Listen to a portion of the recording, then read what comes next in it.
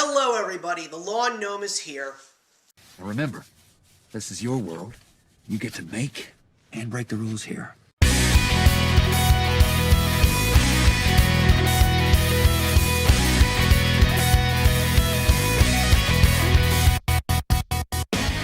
Welcome everybody to the 700th episode of Up From the Underground. I am so glad that we have reached this monumental point in my 10-year career here on YouTube as we are about to start the season premiere of the 10th and sadly, the final season of Up From the Underground with what we always begin with. So if you are new to my channel, let me just say welcome. It is a pleasure to have you, and for all of you returning, thank you so much for sticking around with me for these past couple of years, whether you just showed up last year or 2 years ago, or if you've been watching since the very first season back in 2011. I promise you that this is going to truly be an excellent year here on my channel, and we are going to start off the year with the season premiere episode, which is my most anticipated films. It used to be 30 anticipated films, merely because of the fact that I had more time and I also had more money. But not saying that I don't have that much money, but the money needs to be going towards some other things, so I started to shrink the list and give you guys my 20 most anticipated films of the year. Start off the year with the very first 10 for 12, which is going to be, out of those 20 films, what are my 10 most anticipated out of those 20? They are in no particular order from 1 to 10, so I'm just going to be going through all the movies, etc., and just showing you guys which are the 10 that I'm really excited to see. And I'm pretty sure some of you are not going to be surprised, though some of you might actually be surprised. And don't forget, at the end of the year, which will be the season and series finale of Up From the Underground, we're going to take a look at the best of the best in all of entertainment, including music, television, and film, and these films are definitely going to be playing a significant role. So before we get into the most anticipated films of 2020, I'm going to give you guys 5 that I'm still somewhat on the fence with, and those are Bad Boys for Life, Birds of Prey, A Quiet Place 2, Morbius, and Free Guy. I am still somewhat on the fence in regards to those 5 films. One of them already happens to be in theaters already, but we will see where the year takes us. I'm very excited. So I got my list with me, so if you just saw me looking down, it means I want to make sure I get everything out there and organized, so I apologize. But either way, let's take a look at the 20 most anticipated films of 2020. Number 1 is actually a movie that I've already seen in theaters, even though some will classify it as a 2019 release, because it came out on the last week of December of 2019. That, of course, is the war epic 1917, which I've already seen, and a review is coming. Now let's get into my first most anticipated, the top 10, and it is, it's Sonic the Hedgehog. Now, the video game genre of film has had a lot more misses than hits. I think the only 2 decent films that have come out in regards to video games is Mortal Kombat from 1995, which is celebrating its 25th anniversary this year. That's insane. And Warcraft, directed by Duncan Jones. But the thing about Sonic the Hedgehog is it looks very dumb. I'm not going to deny that. But the fact that we got a trailer and the fans were in an uproar of disappointment with what they did to the character. The fact that they took the movie back to the drawing board because it was supposed to come out last November. They redid the character to make Sonic look like Sonic. And now from the 2 trailers that I've seen, it just looks like it's going to be fun, and I want to support this movie. Not to mention the fact that Jason Marsden and Jim Carrey as Dr. Robotnik are in this film. I think I'm going to have fun, even though this movie may not be good at all. Number 3 is also in my top 10 anticipated films of the year, and that, of course, is the new Disney Pixar film, the first of 2 that we're getting in 2020, which, of course, is Onward, starring Star-Lord and Spider-Man. Yep, that's correct. Chris Pratt and Tom Holland, mention Octavia Spencer and Julia Louis-Dreyfus. This movie just looks like it's going to be so much fun. Some people are saying it doesn't feel like a Pixar film, but it's Disney Pixar. I have to go see this film, and I think it's right up my alley, personally. Then, of course, we finally got The New Mutants, which was the last X-Men film in the Fox X-Men universe, and of course it stars so many great people, including Anna Taylor-Joy and Maisie Williams. I still have a lot of high hopes for this film, even though it's been basically shelved and redone and delayed. I don't know what's been going on with this movie, but I really am excited for it. Number 5 is my third most anticipated film, and it's the 25th James Bond film, which is called No Time to Die, the final film starring Daniel Craig. I don't need to give you guys any more thoughts on that because you probably watched 007, A Bondiful Year, last year. Number 6 is my fourth most anticipated film of the year, and it's the beginning of Marvel Phase 4, Black Widow, starring Scarlett Johansson and Dave Harbour. I am really excited for this film.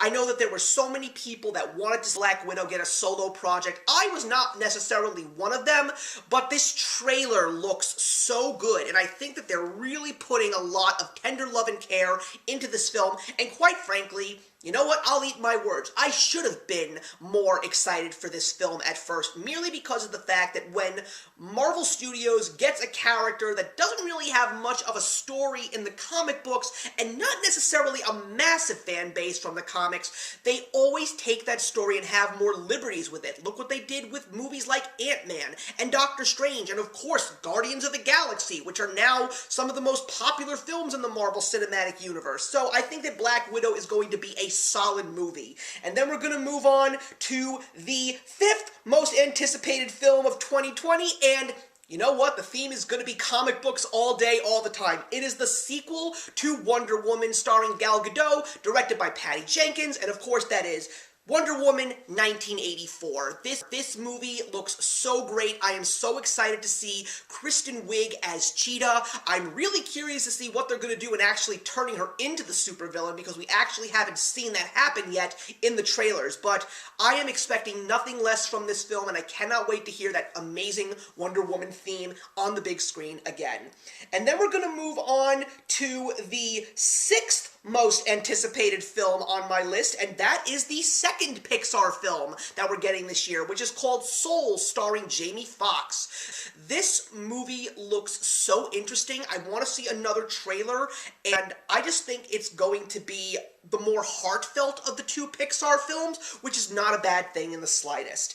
And then we've got the new movie In the Heights, which of course is based on the Broadway show by Lin-Manuel Miranda. There was no way that I was going to be talking myself out of this movie because my wife loves Lin-Manuel Miranda and loves the music on this show in Broadway, so of course I am not going to be missing this one.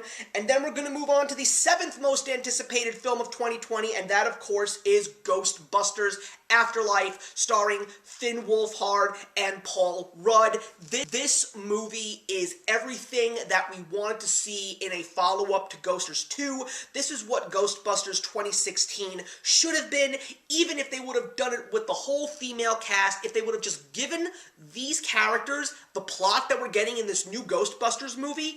I think that that movie would have been embraced a hell of a lot more than just trying to reinvent the wheel. And the fact that Ivan Reitman's son, Jason Reitman, is going to be directing this film makes me even more excited. And of course, all the remaining members of the original cast will be there, and I know for a solid fact that they are going to be paying tremendous tribute to Harold Ramis. Then we've got Bill and Ted Face the Music, another movie that so many people were waiting for. The fact that they got the original cast back, I'm just really excited to see what Keanu Reeves is going to do with this role. I think it's going to be really, really funny. And then we've got the eighth most anticipated film of the year, which is the new Christopher Nolan movie, Tennant. I have no idea what this movie is about. I don't know what is going to happen in the movie. All I know is that the cast is phenomenal, and it's Christopher fucking Nolan. How can you lose?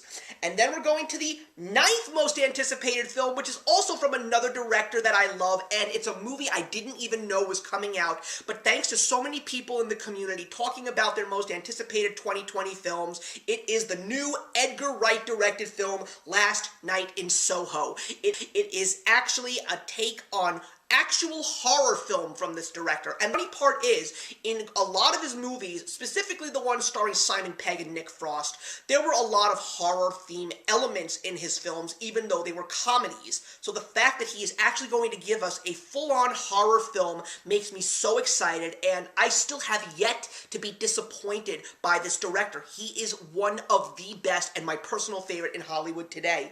And then we've got The King's Man, which is a prequel to The King's Men, starring starring Taron Egerton. Of course, a whole new cast in this film, very excited. And then we've got the follow-up to Murder on the Orient Express, Death on the Nile, and of course, Kenneth Branagh will be back in the director's chair and reprising his role as Hercule Poirot. I liked the first one a great deal, and I'm really excited to see how he's going to do with the follow-up. And then we've got the next film in the Marvel Cinematic Universe, which is called The Eternals. There is a lot of mystery around this film, and I am just really excited to see what they're going to do with these characters and how significant their roles are going to be in the Marvel Cinematic Universe. And then we've got the newest addition to the Disney Canon Classics library, which is Raya and the Last Dragon. All I care about is that Awkwafina's in this movie as a voice, and that is going to be just awesome. And I think it's an original story, and I'm glad to see that Disney is trying to pull away from the sequels, whether it's Pixar or in the Disney Canon library. And quite frankly, I think we've been anticipating this, and this I think is also going to be the start of the next stage in the Disney Canon story. And then we've got a movie that may not be coming out in theaters this year. It's Croods 2, and the entire cast is back, including Nicolas Cage and Emma Stone. Croods is one of the most unappreciated animated films. It is so funny. It really, really is. The cast is fantastic. The dynamics are uncanny. And the fact that they are finally giving us another film that was like on the shelf, off the shelf, I don't know. But some of the DreamWorks films that have come out in recent years have been very successful, like How to Train Your Dragon, The Hidden World, and this past year, Abominable got a lot of great reviews. People really liked it. So I'm really expecting good things from the Croods 2. Hopefully it is coming out towards the end of this year. And then we've got the Steven Spielberg re-envisioning of West Side Story. Now, was this movie supposed to happen? I'm not sure. I mean, West Side Story is a very good movie. The original won Best Picture at the Oscars, for crying out loud. Also, it's a brand new stage play, which is also very nice. But the thing about this movie that's got me so curious is one of my favorite actors is in this, Ansel Elgort, and I also feel that Steven Spielberg is just going to bring me something special. If there's anybody that could make a reboot that's not necessarily supposed to happen, Steven Spielberg is one of those names that really should do so. And then we've got the final movie, the 20th film in this list, but also my 10th most anticipated film of 2020, and that, of course, is the Denis Villeneuve-directed Dune. Now, a little bit of a backstory on me. I don't like the book. I DNF'd it. I don't care for the 1984 film. I didn't care about anything Dune related, even though I tried so hard and I was disappointed. These stories are true cult favorites. People love the books, people love the 84 film, people even like the sci-fi made-for-TV film starring William Hurt and Susan Sarandon, but I did not get on board. But Denis Villeneuve, when I heard the name and that he was directing this film, my eyes just bugged out of my skull because this man has revolutionized science fiction and fantasy films in the last 5 years. He gave us Arrival. He gave us Blade Runner 2049, which I think is better than the Ridley Scott film from 1982. So the fact that we have him in the director's chair, we've got a cast including Jason Momoa, Javier Bardem, Dave Bautista, Rebecca Ferguson, and of course, one of my personal favorite actors, Timothée Chalamet.